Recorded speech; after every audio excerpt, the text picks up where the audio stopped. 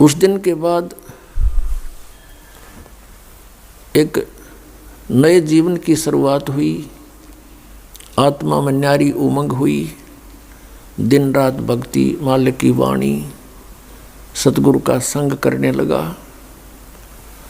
सन 1994 में दास ने कभी ये सोचा नहीं था स्वप्न में कि मुझे कोई ऐसा जिम्मेवारी की पोस्ट मिलेगी, दास को ये नौकरी मिलेगी या मजदूरी मिलेगी।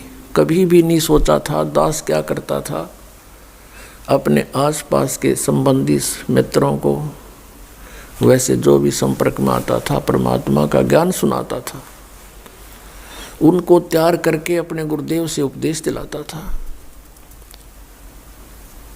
सन 1994 के अंदर गुरुदेव ने, मैं कुछ भक्तों को नाम दिलाने लेकर गया था। ऐसे बैठे थे बरंडे में, सामने सैकड़ों भक्त विद्वान थे। उस समय मेरे पूज्य गुरुदेव जी की आयु लगभग 105-6 वर्ष की हो चुकी थी और इतना सुंदर चेहरा था, लाल शरीर था। 104 वर्ष की आयु में उनका चेहरा देखने योग्य था, वृद्ध अवश्य हो गई थी। और एकदम कहा कि रामपाल इधर आ। मैं बहुत पीछे बैठा था।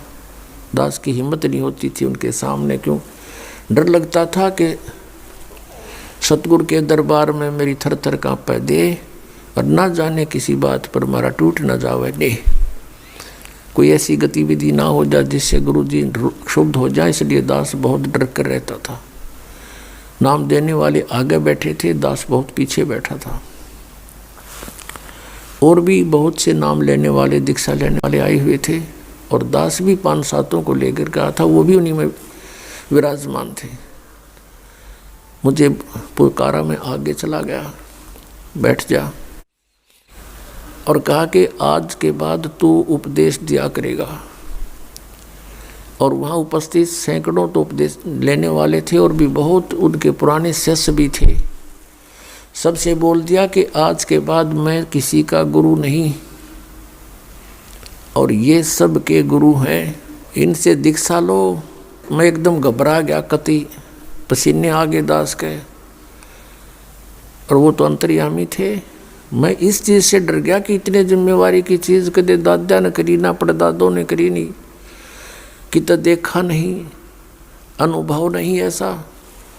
वो तो अंतर्यामी थे, समझ गए कि चिंता ना करना, तेरे साथ रहूँगा, तेरे साथ मेरा आशीर्वाद सदा बना रहेगा। और फिर कहा कि विश्व में तेरे समान संत नहीं होगा। ये सब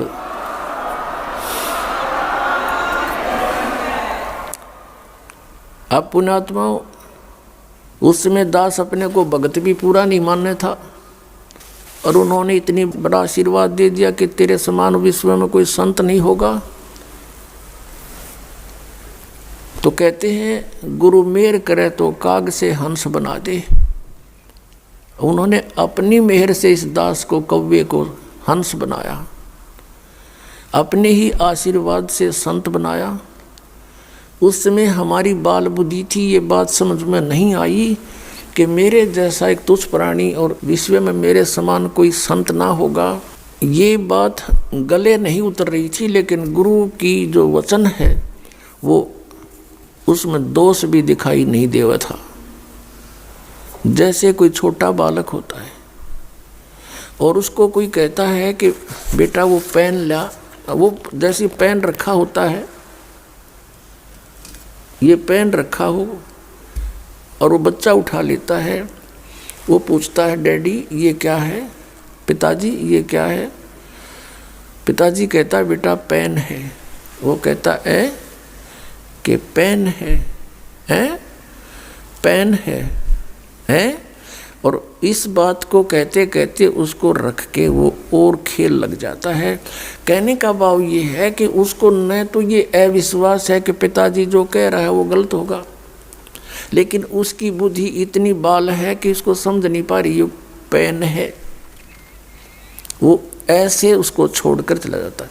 तो इस दास की अब वो ऐस स्थिति थी।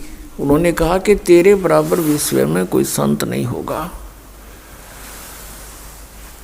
तो उसमें दास ऐ स्थिति में था, और वो जो कह रहे थे तो पैन था ही।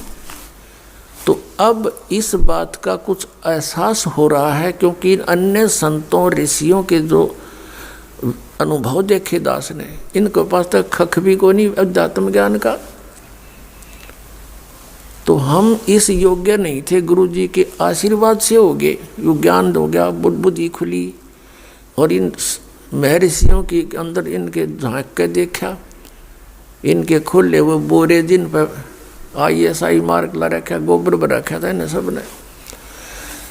किसी के पास मोक्ष मार्ग नहीं, सबकी दुर्गति हुई। पिछले इतिहास बतावें, हमारे ग्रंथ कहते हैं कुछ, ये हमें बता रहे थे उसके विपरीत।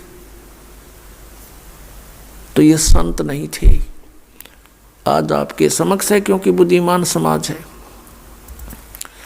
तो पुण्यात्माओं, जिस दिन आपका आध्यात्मिक जन्म होता है वो आपका वास्तविक जन्म है इस पृथ्वी मंडल पर। शरीर के जन्म तो असंख्य हो लिए, जन्म तो वो भी है क्योंकि शरीर स्टार्ट हुआ, और अब आत्मा का जन्म समझो, आध्यात्मिक जन्म उसका उस दिन है जिस दिन सतगुरु मिल गए।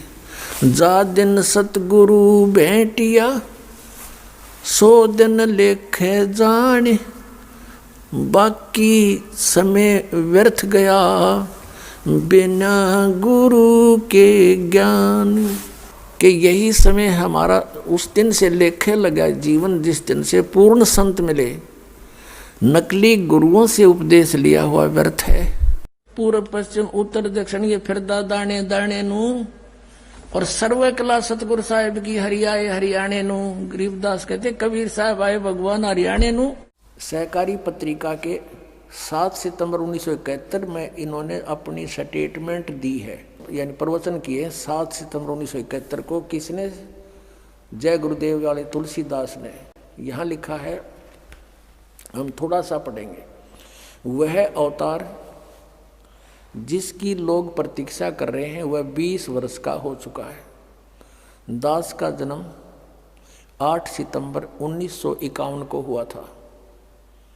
मुझ दास का जन्म तो 7 सितंबर 1971 को दास पूरा 20 वर्ष का हो गया, 8 सितंबर को 21वां वर्ष लग गया।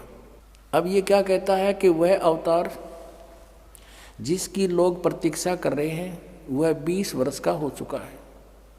यदि उसका पता बता दूं, 1971 में कह रहा है कि आज जब मैं उसका पता बता दूं तो लोग पीछे पड़ जाएंगे। अभी ऊपर से आदेश बताने के लिए नहीं हो रहा है। मैं समय का इंतज़ार कर रहा हूँ और सभी महात्माओं ने समय का इंतज़ार किया है। समय आते ही सबको सब कुछ मालूम हो जाएगा। 7 सितंबर 1971 को ये स्टेटमेंट है। अब इसी के 59 पृष्ठ पर चलते हैं।